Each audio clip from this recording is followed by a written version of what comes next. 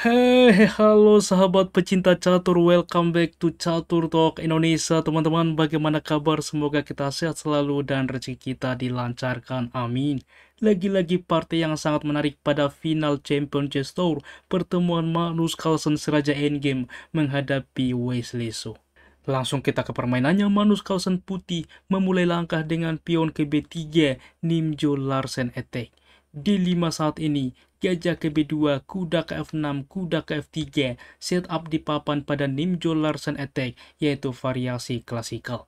H6 menjaga tentunya peta penting G5, G3 mempersiapkan double fianchetto ke depan, lalu rokade, gajah ke F5, lalu ke depan mengaktifkan pion karena gajah sudah aktif terlebih dahulu. Pion ke D3 dilanjutkan Magnus Carlsen. Di posisi ini, pion melaju adalah salah satu opsi yang sudah cukup banyak dimainkan di masa lalu, tetapi Wesley So lebih memilih dengan pion ke C5. Berlanjut gajah ke G2 fokus rencana mempersiapkan rokade, kuda ke C6 pengembangan, kuda ke E5 menawarkan kuda, diterima pertukaran, gajah menerima, dan barulah E6 saat ini. Kuda ke D2 mengaktifkan diri pengembangan, gajah ke E7 mempersiapkan rokade, pion ke E4 menekan gajah, gajah mundur ke G6, dan betul saja masing-masing pemain melakukan rokade sayap raja.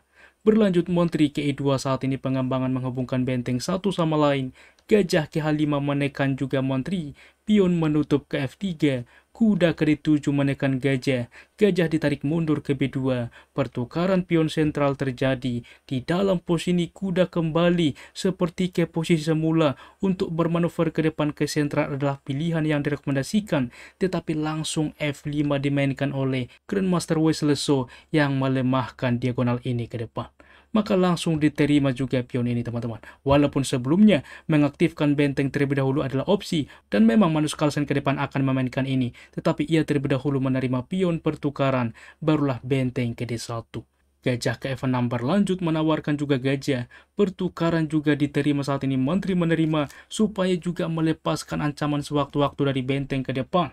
Kuda ke C4 membuka benteng, benteng ke E8 saat ini terlebih dahulu mengancam menteri, menteri ke F2 menekan juga ke depan karena benteng juga saat ini mengancam kuda, benteng ke E7 mensupport, dan benteng ke D6 mengancam menteri, menteri ke C3 diancam menteri, menteri kembali, tidak tertarik melakukan repetition, Magnus memilih opsi yang berbeda, benteng ke D1 menumpuk benteng menekan kuda. Kuda ke sentral menawarkan pertukaran karena juga mengancam benteng, maka benteng ke D6 kembali mengancam menteri, menteri ke F7, barulah kuda mukul kuda, benteng menerima waktu yang sama mensupport pion, F4 langsung mengusir benteng teman-teman, dan benteng ke E2 mengancam menteri, dimana juga saat ini, bagaimana bang jika gajah menerima benteng karena pion melaju sebelumnya juga membuka diagonal ini? Masalahnya teman-teman, pion menerima benteng, kita lihat bahwa ada ancaman ke depan, gajah mengancam menteri, juga mengancam raja. Saat ini juga bahwa gajah terancam, pion juga berpotensi promosi. Sebagai contoh, dihindari juga ancaman ini, juga waktu yang sama mensupport gajah memainkan menteri misalkan ke H5, masalahnya E6 teman-teman, dan keunggulan pun signifikan dimiliki oleh putih.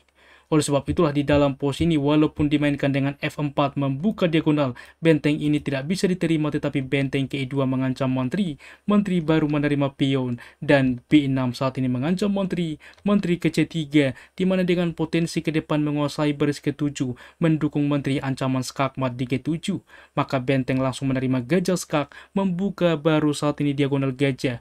Raja menerima benteng, gajah memukul benteng, pertukaran terjadi, dan kita lihat dengan keunggulan lagi-lagi satu pion pada endgame yang akan dimanfaatkan Magnus Carlsen ke depan. Benteng ke E8 mencoba counter attack menguasai baris kedua. Benteng ke E1 menawarkan simplifikasi karena sudah unggul pion. Menteri juga melakukan skak sentralisasi. Raja ke G1, benteng ke 8 saat ini, dan A4 inisiatif ke depan untuk promosi teman-teman, menawarkan juga pertukaran pion.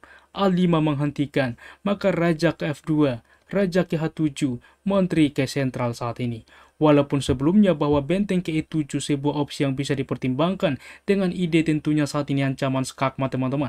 Sehingga benteng salah satunya untuk mencegah skakmat adalah pilihan, walaupun pilihan satu lagi dapat memaksa endgame pertukaran. Di mana pertukaran terjadi, benteng menutup, di mana saat ini raja akan juga advance teman-teman. Benteng ke D6, maka raja ke E3, ke depan ditawarkan juga benteng. Apabila masih ditolak, maka saat ini raja akan advance ke depan untuk mengejar pion, mempersiapkan pion-pionnya promosi. Kita kembali teman-teman di dalam pos ini. Magnus Carlsen lebih memilih sentralisasi juga menawarkan menteri. Menteri ke F7 tentunya menolak. Benteng ke E2 saat ini intinya ialah melindungi baris kedua. Menteri ke H5 mengancam juga benteng ke depan mengancam pion. Raja mensupport pion. Benteng ke D5 saat ini mengancam menteri mengancam benteng. Dan menteri ke E3 opsi terbaik. Apabila diterima pertukaran benteng, misalkan menteri menerima benteng, masalahnya menteri menerima benteng tempo skak teman-teman. Raja berpindah ke H3 akan juga skak bolak-balik menteri di H5, walaupun mundur tetap juga menteri ke 1 skak, dan ini pun terjadi langkah repetition ke depan. Oleh sebab itulah, di dalam pos ini kita kembali, tidak diterima benteng, melainkan menteri ke E3, maka berlanjut dengan B5 saat ini menawarkan pion. Pertukaran terjadi, menteri ke F3 lagi-lagi menawarkan endgame, ditolak menteri ke F7, benteng ke E5 menawarkan juga endgame dan ini paksaan, karena apabila ditolak pion akan tumbang, maka pertukaran benteng pun terjadi. Menteri ke E6 menghentikan pion ke depan, menteri ke E2 mensupport pion, dilakukan skak, raja ke F2, raja ke G6 ikut membantu, dan H4 teman-teman. Selain didorong ke depan, juga menguasai juga petak-petak supaya raja tidak bisa melaju.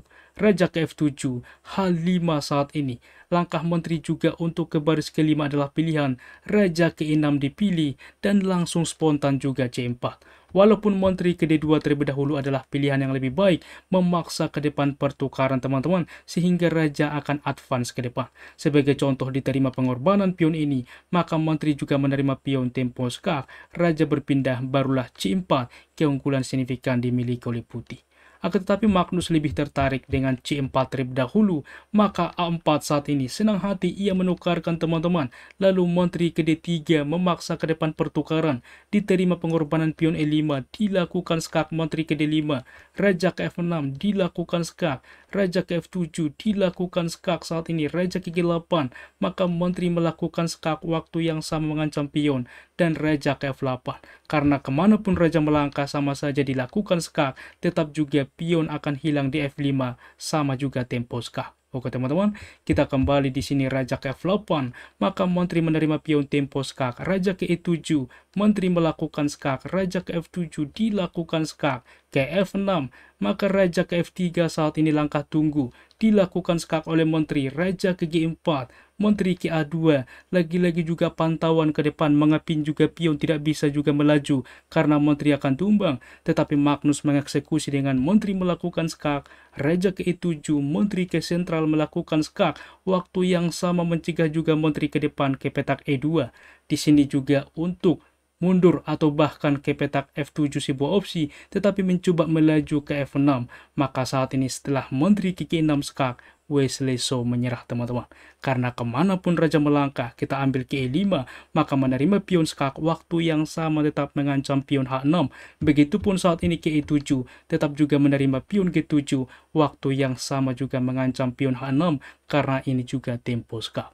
Maka jelas, di masa depan menteri akan ditukarkan, walaupun pion ini akan dikorbankan ke depan, maka dua pion akan bebas promosi salah satunya, dan cukup mudah ke depan bagi Magnus memenangkan permainan. Sangat-sangat menarik bagaimana duel endgame yang terjadi dengan akurasi sebagai berikut. Ulasan permainan dari komputer menunjukkan cukup signifikan teman-teman. Magnus Carlsen memiliki akurasi 92,9% dan Wesley So 88,1%. Dan saat ini kita memasuki teka-teki catur atau asah otak teman-teman dengan clue hitam melangkah dan memenangkan permainan. Tuliskan jawaban Anda di kolom komentar dan kami akan memilih dan mengapin dan juga membahas pada video-video selanjutnya. Terima kasih sudah menonton, keep sharing, and keep loving. Bye-bye.